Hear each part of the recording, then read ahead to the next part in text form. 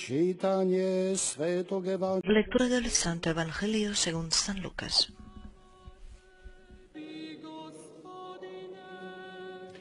U ono vrijeme En aquel tiempo Jesús estaba echando un demonio que era mudo. Y apenas salió el demonio, habló el mudo. mnoštvo se divilo. La multitud se quedó admirada, pero algunos de ellos dijeron: si echa los demonios es por arte de Belcebú, el príncipe de los demonios. Otros, para ponerlo a prueba, le pedían un signo en el cielo. Él, leyendo sus pensamientos, les dijo: todo reino en guerra civil va a la ruina y se derrumba casa tras casa. Si también Satanás está en guerra civil, ¿cómo mantendrá su reino? Vosotros decís que yo he hecho los demonios con el poder de Belcebú, y vuestros hijos, ¿por arte de quién los echan? Por eso, ellos mismos serán vuestros jueces. Pero si yo he hecho los demonios con el dedo de Dios, entonces es que el reino de Dios ha llegado a vosotros. Cuando un hombre fuerte y bien armado guarda su palacio, sus bienes están seguros. Pero si otro más fuerte lo asalta y lo vence, le quita las armas de que se fiaba y reparte el botín. El que no está conmigo está contra mí. El que no recoge conmigo Riječ Gospod. desparrama. Palabra del Señor.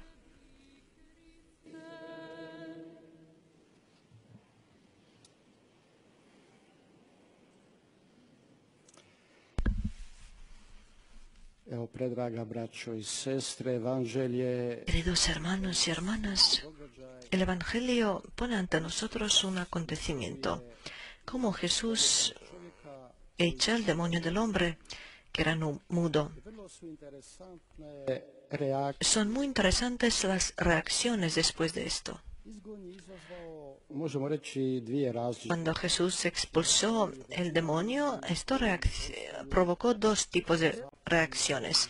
Por un lado, hay aquellos que se quedan admirados y sorprendidos. Oni prihvaćaju No, ellos aceptan a Jesús y creen en Él. Por otro lado, nalazimo one koji encontramos a aquellos que no aceptan a Jesús, no creen en Él. su odbijali Y ellos rechazaban aceptar ese gran bien que Jesús hacía ante sus ojos. Oni su izmislili klevetničku priču. Y ellos inventaron un cuento lleno de calumnia. Acusaron a Jesús que está actuando con ayuda de Satanás, con la fuerza del diablo. Logika ovoga nas može. La lógica de esto nos puede confundir. Sami imamo iskustva Pero nosotros mismos tenemos la experiencia y a veces vemos cómo algunas personas prefieren ir hasta el extremo que cambiar sus convicciones, aunque todo objetivamente les dice que están equivocados. Hay personas que han decidido que no quieren ver, ellos no quieren ver. Y muchas veces Jesús se encontraba ante unas personas así. Y recordemos de la sanación del ciego del nacimiento y cómo los fariseos se comportaron después de eso. Ellos primero negaron ese milagro. No es ese, es otro. Preguntaron a los padres confirmaron, ese es el Hijo nuestro. Y luego querían encontrar una excusa que Jesús no lo puede hacer, que no viene de Dios. Ellos no ven simplemente que Jesús quiere hacer algunos milagros por el amor que tiene por el hombre. I eto, pitali se prije toga mnogi odakle Muchos se preguntaban de dónde Jesús saca el poder y autoridad. Hoy también vemos algunas personas que han hecho paso más adelante y dan una respuesta vergonzosa, que Él expulsa los demonios por poder de Belcebú. Jesús tiene que reaccionar con unas palabras fuertes y claras. Él no puede tolerarlo porque esos hombres, quizás conscientemente o inconscientemente, caían en el pecado grave. el pecado de la negación del amor de Dios que está presente y que actúa fuertemente en Jesús, porque Jesús hacía los milagros solamente por el amor y no para glorificarse a sí mismo. Los oponentes de Jesús responden a la pregunta de dónde Jesús tiene autoridad. Y Jesús dice que tiene autoridad del Espíritu Santo. Yo expulso los demonios con el dedo de Dios.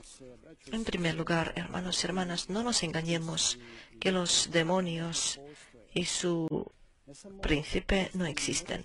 No solamente que existe el odio en este mundo y todos somos testigos de eso.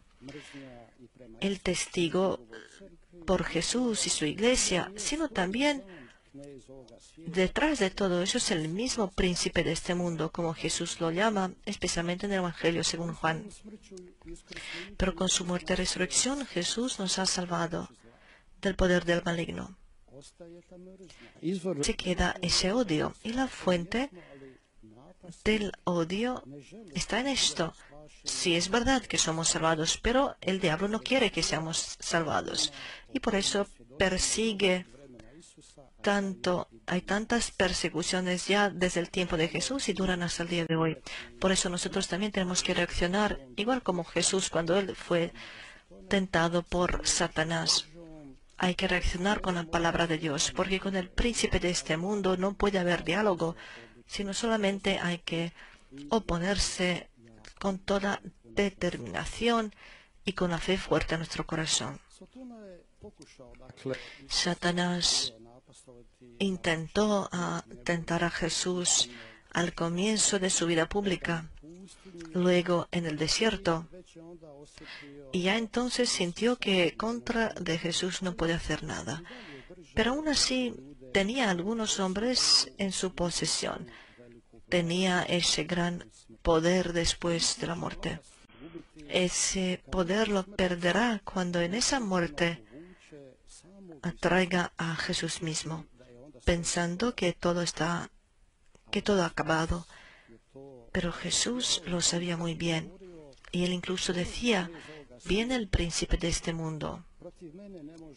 No puede hacer nada contra de mí, pero el mundo tiene que saber que amo al Padre y que hago lo que el Padre me mandó hacer. La salvación de Jesús, en primer lugar, es la obra de su amor, que se revela más en la Santa Cruz. Satanás ya había perdido su primera lucha contra Jesús, pero esta vez Jesús lo derrota completamente con su muerte y su resurrección, porque Satanás ya no tiene el poder destructivo. Si nosotros creemos en Jesús, nuestro Salvador, nadie nos puede hacer nada, pero sin la fe en Jesús no hay salvación.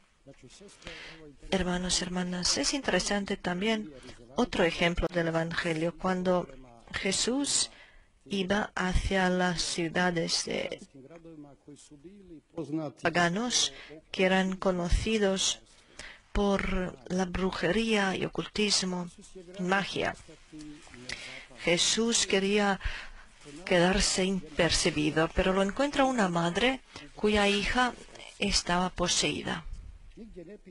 En ningún lugar está escrito cuándo el espíritu maligno entró en su hija y qué había hecho antes esa madre para salvar a su hija. Cómo esa mujer sirofénica se enteró de Jesús. El Evangelio no nos dice nada de eso, solamente nos dirige que esta mujer, su corazón materno, no conoce los límites. Allí ya vemos cómo cuando la fe está presente con el amor, eso es mucho más fuerte. Porque ella constantemente pide a Jesús por la liberación de la hija poseída.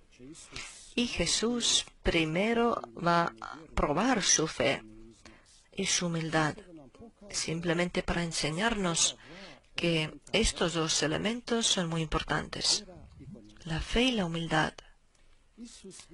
Poganski národ A su pueblo pagano Jesús lo compara con los perros. Esa terminología utilizaban los judíos cuando hablaban de los paganos. Y desgraciadamente hasta el día de hoy eso suele pasar, que unos judíos hablan así de los paganos. Está seguro que Jesús no quería la humillación de la mujer, sino él quería que la humildad que había en su corazón que salga para que se vea. La mujer no se había ofendido con este nombre. Tampoco entraba en una discusión sobre la igualdad de todos los hombres y pueblos, sino ella parte de la mentalidad que ya existe. Incluso la utiliza para conseguir su meta. Ella dice a Jesús: sí, Señor. Pero incluso los perros bajo la mesa comen de las migajas que caen de los niños. Los hijos de Dios que han recibido la palabra de Dios, la palabra de la vida eterna. Jesús le había dicho que no bastaba que el pan de esos hijos dé a los perros, pues ella acepta ser tan tratada. Estaba contenta incluso con las migajas que Jesús le daba, porque sabía que Él puede hacer milagros. Precisamente esa humildad era clave en la liberación de su hija del poder del Satanás. Y por esa palabra Jesús le dijo, por la palabra, las palabras que hablan de su humildad verdadera, por esa palabra, ve, pues el demonio ha salido de tu hija. Veis, hermanos, Satanás no soporta la humildad del hombre humilde. Él escapa de la humildad, y de eso testimonian muchas vidas de tantos santos. Esta mujer era un ejemplo de la humildad y de la confianza en Jesús, y por eso recibió ese don tan pedido. Quizás en el mundo de hoy de la globalización, la prioridad básica no es la humildad, sino tener éxito, ser poderoso, ser espectacular. Allí quizás no encaja bien el discurso sobre la humildad, que muchas veces se relaciona con una humillación o falta de ambiciones. Y eso eran como características de los hombres débiles.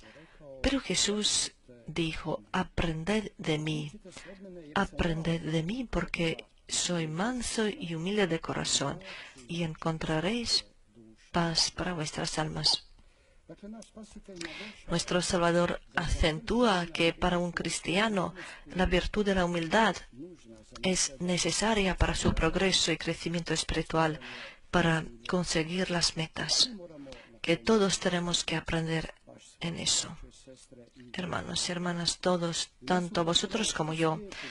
A lo contrario, lo que el mundo elogia, el Evangelio destaca el camino de la humildad, que presenta el camino al paraíso.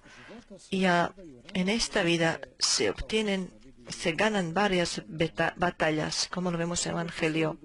El hombre en su alma sabe que lo terreno no lo puede llenar, sino que su anhelo más profundo es Dios mismo, porque fue creado para la eternidad, no para lo pasajero. Abramos ahora nuestro corazón humildemente a su poder y a su amor, que ya ahora nos está renovando, y que la Virgen, nuestra Madre del Cielo y la Reina de la Paz, nos ayude en eso. Amén. Alabado sea Jesús y María.